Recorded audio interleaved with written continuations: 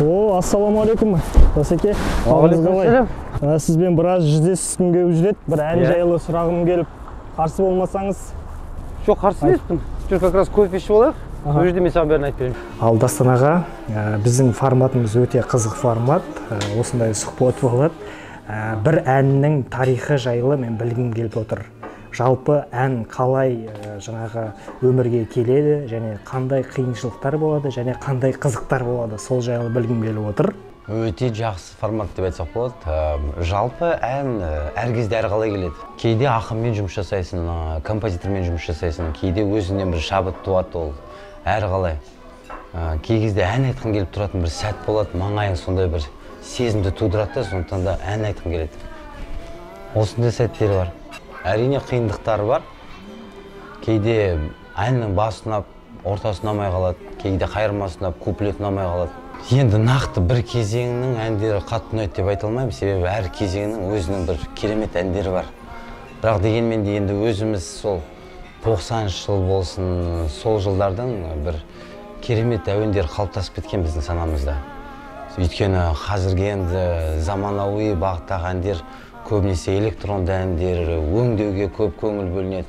Бізде енді 90 жылдары көбінесе әуенге, мәтінге өте қатты көңіл бөлетін. Қазір кішкене ол жақтың сапасы түсіп кетті деп айтсақ та болады.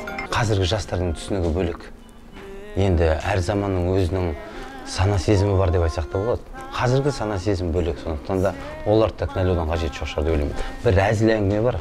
Кезінде орыстар былай айтады екен, раньше на песню текст накладывали деп. И тогда она получалась песней. На музыку накладывали текст, и она получалась песней. А сейчас говорят, и на музыку кладут, и на текст кладут. Супер. Қызық. Менің плейлистімде қазір бірінші очередте тұрған Астана FM радиосы. Астана мәшеге кірген Астана FM болып қоямын. Енді ол жерде көбінесе өзіміздің әріптестеріміз, өзіміздің отандық әртістеріміздің жасы болсын, үлкені болсын, орта буыны болсын, барлығының әндері шырқалады.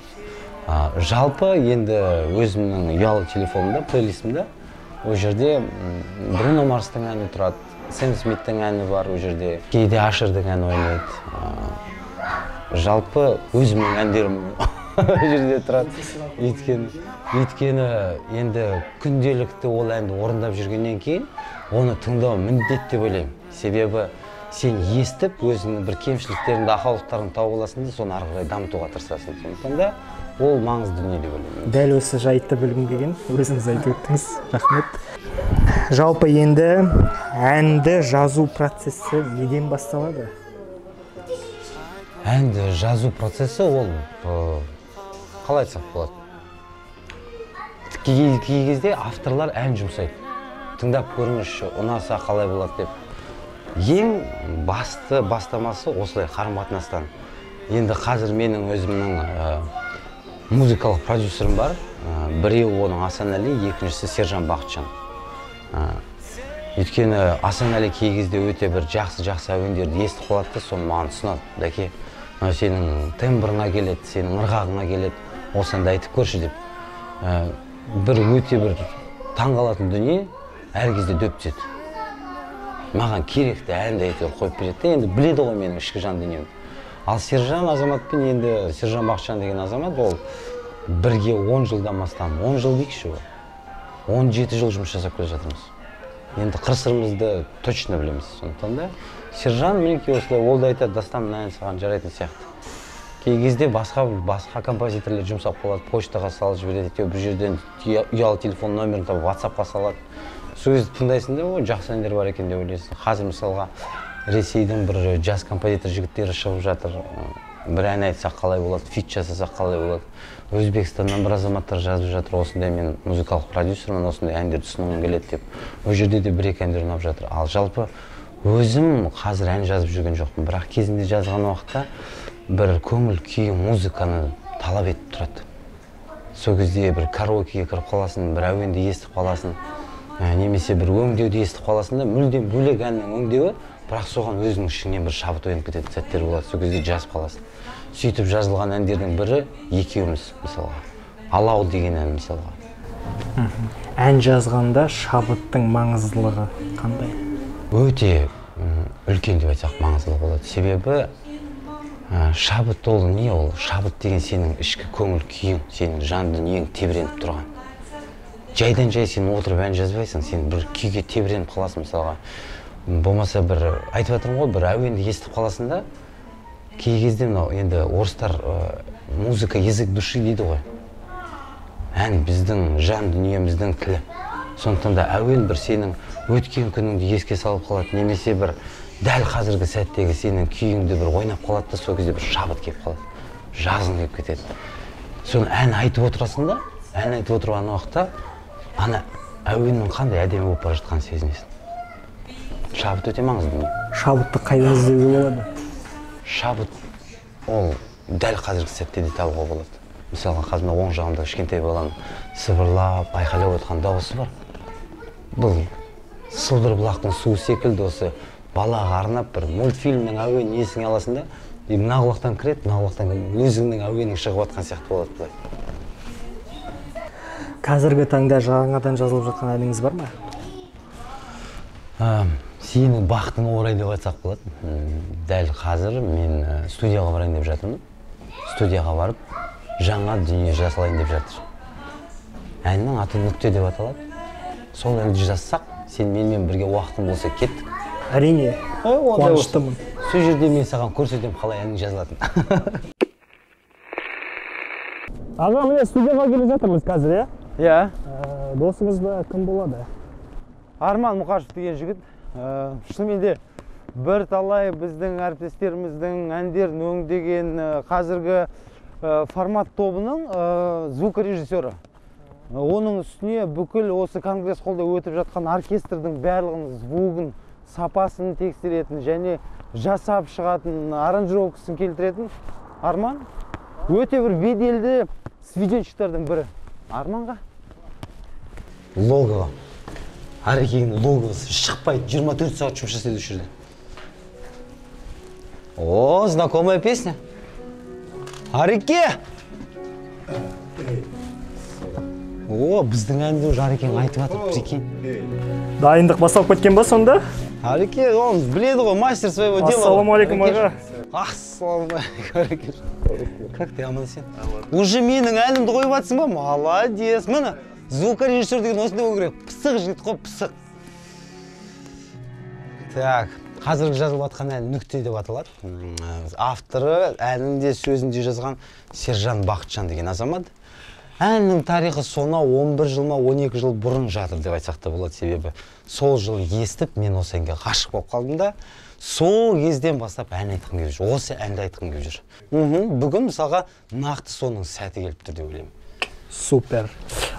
Аға, жалпы енді әнді осы бір әнді толық жазып шығуына қанша адамның күші кетеді және қанша соны түсіндіру? Басынан аяғына шейін ба? Иә. 3 адам. 3 адам. Ол жазушы, негесе мәтінді жазатын адам болуы мүмкін, 4 адам, және де аранжировканы жасайтын.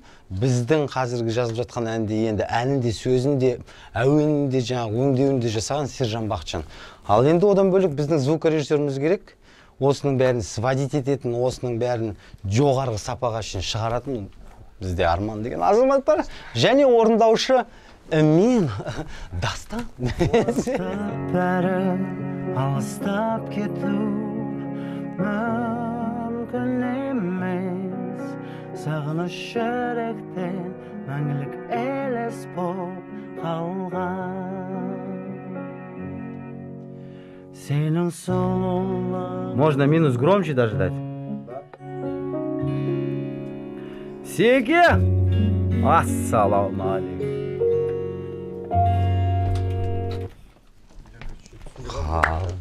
Мен сізге басқа көзілдірік алып келдім да.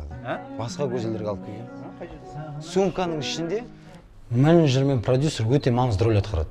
Өйткені өнер иесі әртіс адам ол әнді жазады. Әнді жан дүниесімен әйтеуір сезініп, оны студияда басылады.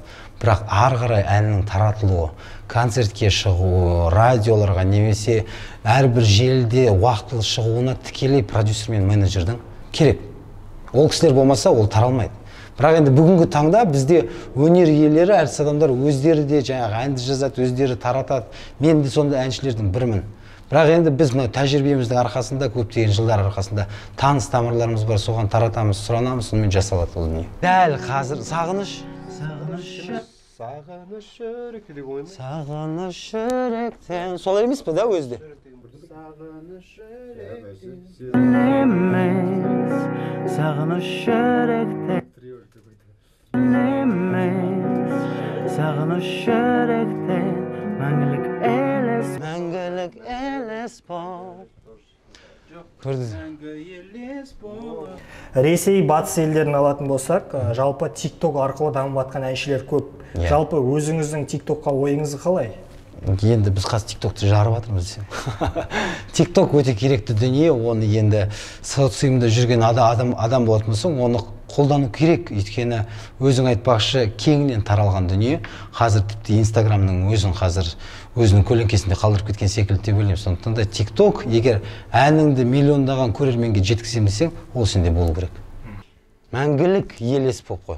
Мәңгі елес болып. Мәңгі елес болып.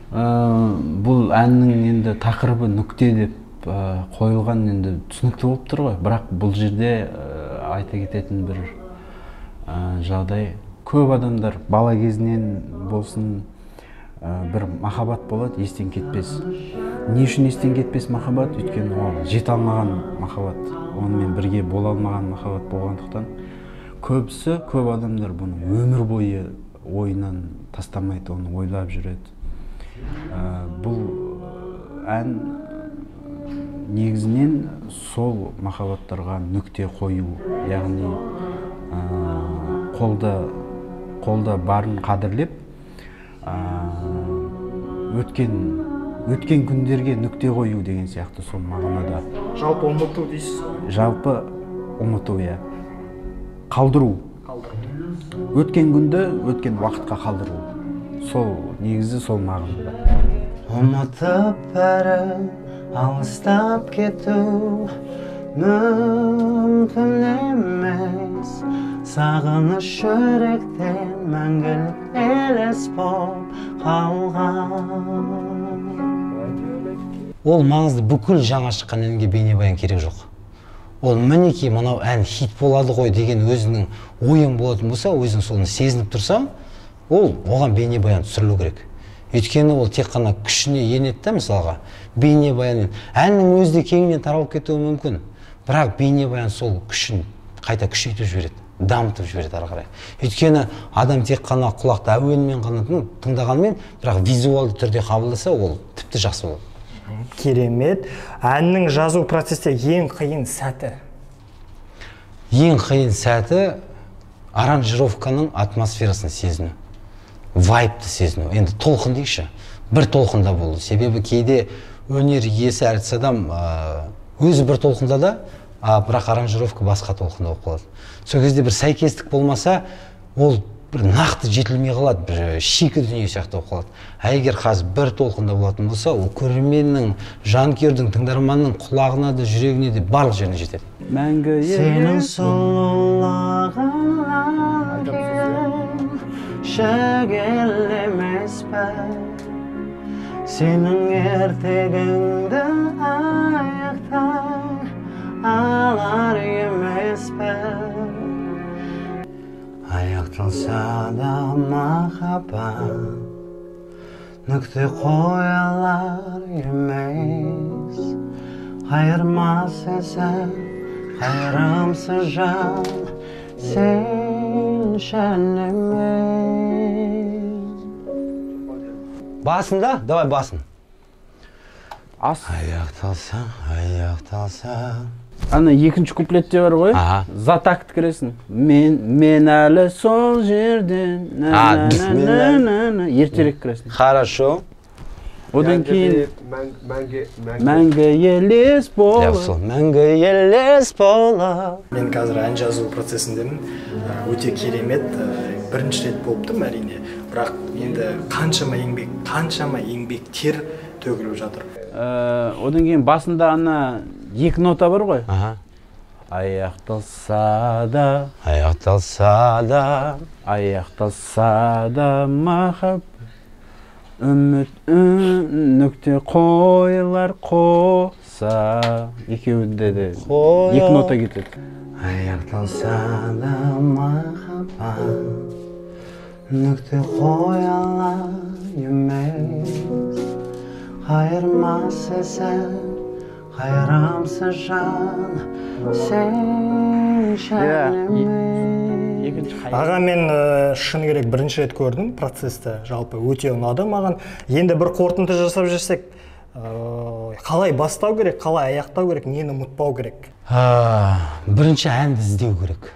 Енді егер жаңадан шығып келе жатқан әнші болатын болсаң, онда өзің іздену керексің. Ана композиторге жолығып, мына композиторге. Енді тәжірибесі бар, өнерде орын тапқан әртіс адамдарға кейде композиторлар өздерінің әндерін жібереді, өздерінің жақсы әндерін жіберіп, сол әртіс айтса екен деген ұсыныспен. Өйткені оларға да маңызды да, танымал адамның сол әнді орындап шыққаны. Сондықтан да бірінші ән іздеу керек. Әнді енді адам егер өнер иесі музыканы, мыңдаған музыканы тыңдаған адам болатын болса, сол сезінеді ол. Мынау ән хит болады екен ғой деп. Сондықтан да мен...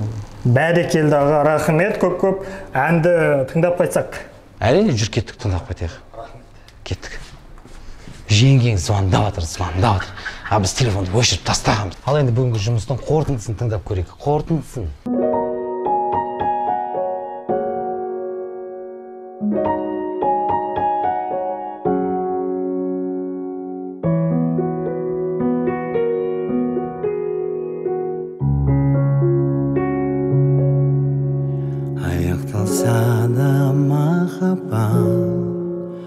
Нүкте қойылар емес, қайырмасы сән, қайырамсы жан, сен шәліме. Ұмытып бәрін алыстап кету мүмкін емес. Сағыныш жүректен мәңгі елес болып қалған. Senin сұлулығыңнан кейін жігерлемес пе, сенің ертегіңді аяқтан алар емес пе. Неге сонша қатал шешіммен барлығын аяқтадың, не көзіңе берген сен